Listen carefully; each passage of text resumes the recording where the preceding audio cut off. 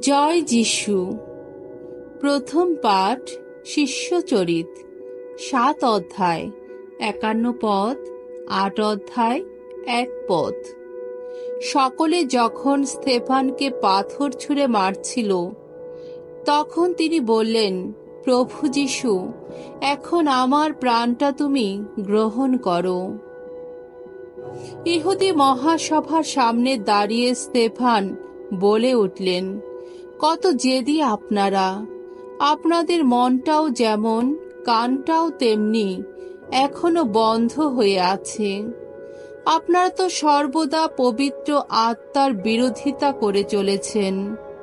আপনারা তো আপনাদের পিতৃপুরুষদের মতোই।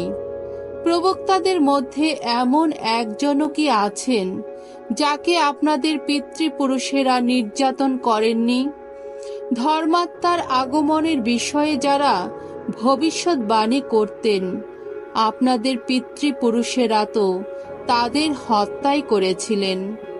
আর আপনারা এখন সেই ধর্মাত্মারই সঙ্গে বিশ্বাসঘাতকতা করেছেন, খুনি করেছেন তাকে।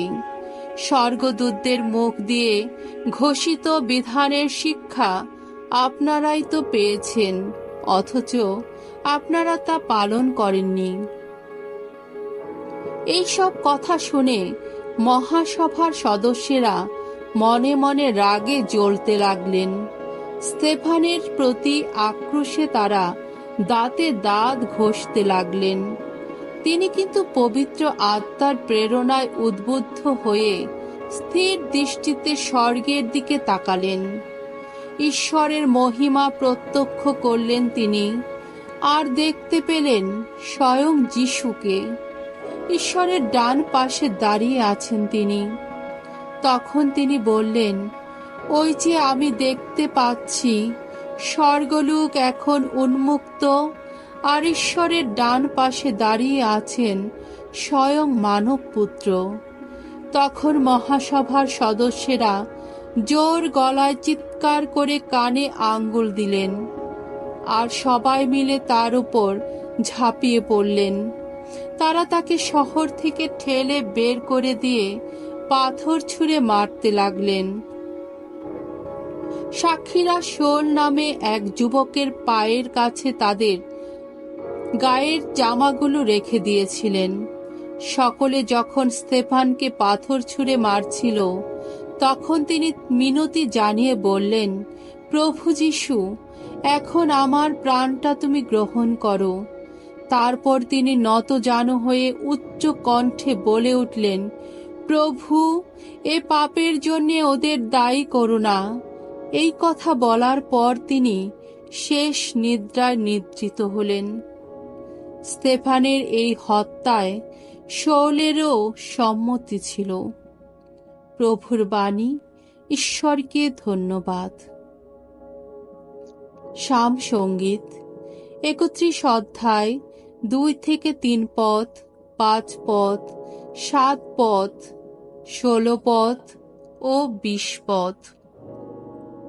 ধো, প্রভু, তোমার হাতে আমার প্রাণ সমর্পণ করেছি।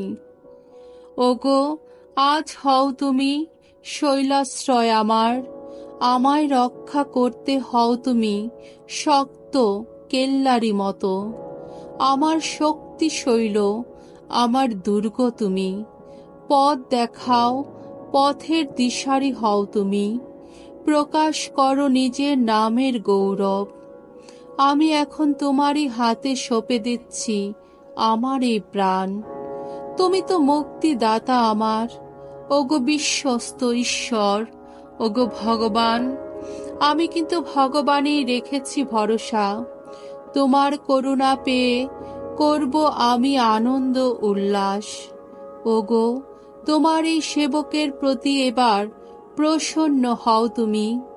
আমায় রক্ষা করো, সত্য করো তোমার করুণা। মানুষের যত চক্রান্ত থেকে তুমি তো আড়াল করে রাখো আমায়। তোমার সান্নিধ্যেই রাখো গোপন আশ্রয়ে। বাণী বন্দনা। জয় মৃত্যুঞ্জয়, জয় তোমারই জয়।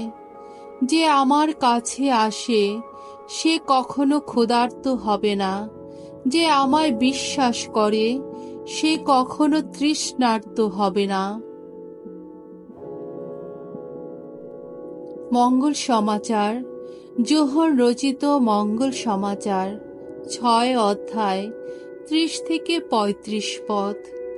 যিশুর পিতাই স্বর্গের সেই সত্যিকার রুটি আমাদের দান করেন। কাফারনাউম নগরের সমাজগৃহে ইহুদিরা একদিন যিশুকে বলল, আপনি অলৌকিক কি বা এমন কিছু নিদর্শন দেখাতে পারেন যা দেখে আমরা আপনাকে বিশ্বাস করতে পারব?